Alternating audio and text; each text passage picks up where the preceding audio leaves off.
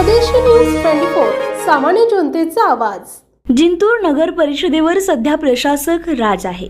केंद्र सरकार स्वच्छ भारत मिशन अंतर्गत लाखो रुपये खर्च करत असून जिंतूर नगरपालिका मात्र कागदोपत्री स्वच्छता करत आहे, असा प्रश्न उपस्थित झालाय। पावसा अगोदरच जिंतूर नगरपालिकेच्या स्वच्छता अभियानाचा बोजबारा उडाला आहे।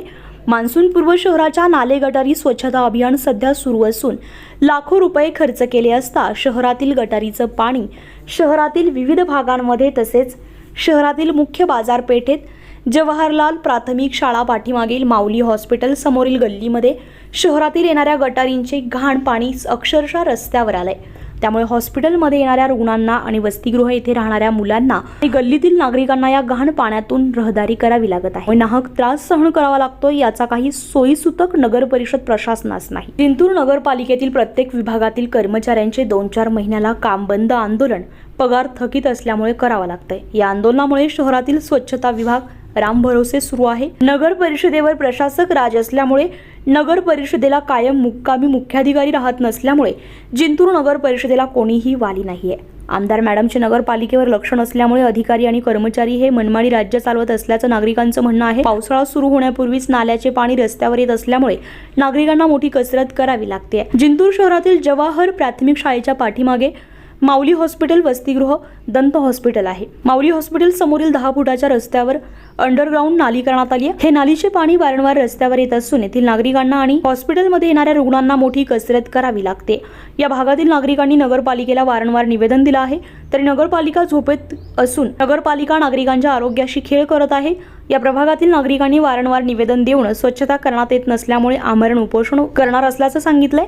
जिल्हाधिकारी साहेबांनी जिंतूर नगर परिषद प्रशासनाकडे लक्ष केंद्रित करावं आणि नागरिकांना सुख सुविधा उपलब्ध करून देण्यात यावी अशी मागणी जोर धरू लागली आहे। पाहूया या भागातील माऊली हॉस्पिटलचे बालरोग तज्ञ डॉक्टर घुगे यांचं म्हणणं।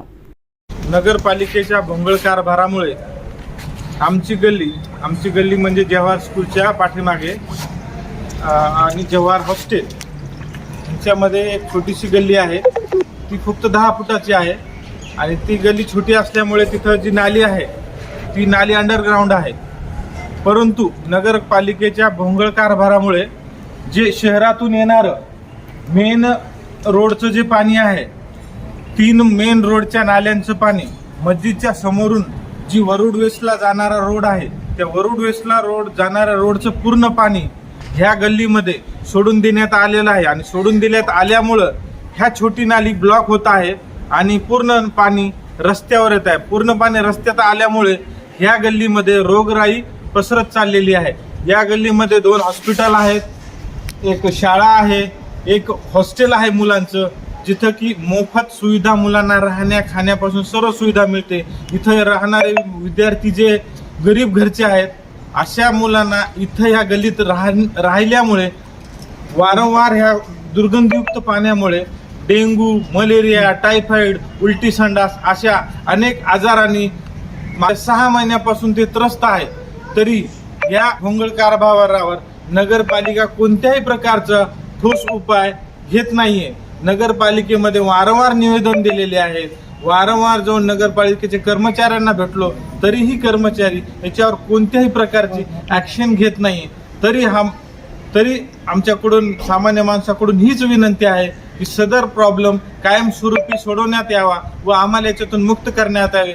जर मुक्त नाही केलं तर आम्ही नगरपालिकेमध्ये उपोषण करण्याचा इशारा देत आहोत। सर, आपण नगरपालिकेला निवेदन दिले, तुम्हाला काय सांगण्यात आलं? तर आम्ही साफ करून घेऊ म्हणून नगरपालिकेला निवेदन दिलेत आणि नगरपालिकेमधील CO म्हटले की आम्ही आमचा इंजिनियर नगरपालिकेचा इंजिनियर स्पॉटवर जाऊन त्या ठिकाणी जो काही प्रॉब्लेम आहे तो प्रॉब्लेम बघून घेईल व कायमस्वरूपी त्याच्यावर काय उपाय करता येईल आम्ही तो पूर्ण करूया। पण अशा प्रकारचं कोणतंही त्यांच्याकडून काम झालेलं नाहीये।